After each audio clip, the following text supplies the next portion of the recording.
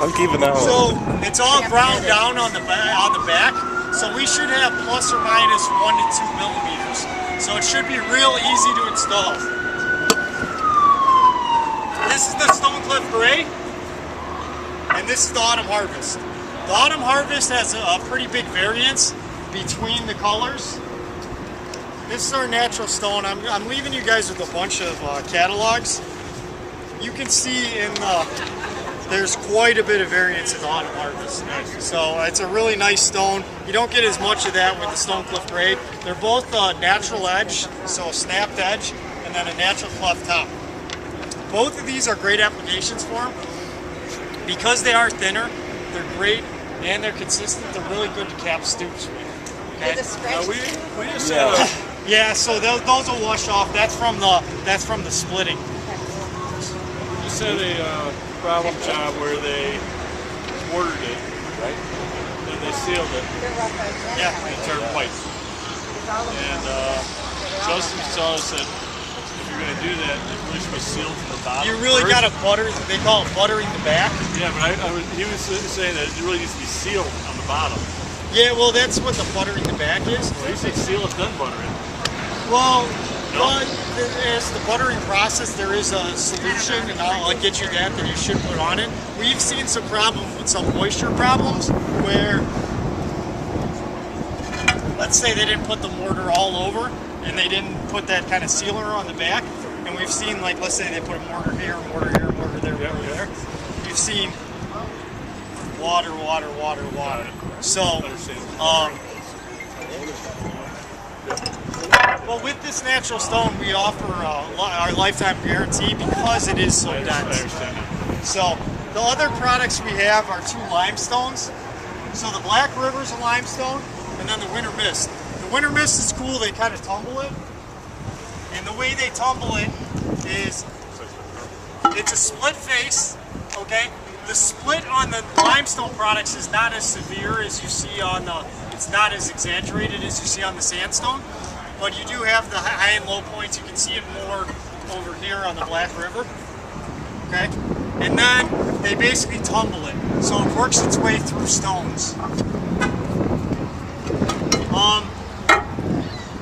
So those 2 products are the limestone products. Now with the Black River, if people are buying it because of that real dark look, we do recommend sealing it. So this is like when they first cut it, you're seeing the interior of the stone. It is going to gray out over time. And you can kind of see it in this picture because that's a job that's already been down a year. You can see that it's turning more gray than the black that we have here. So if people like that deep, dark look, we recommend using a BP sealer. The WSS is a nice one to keep that real dark look. Also, it will, if someone lets it go a few years and it starts to gray out, you can darken it, maybe not to the original darkness, but you can bring it back with a solvent-based sealer. Okay?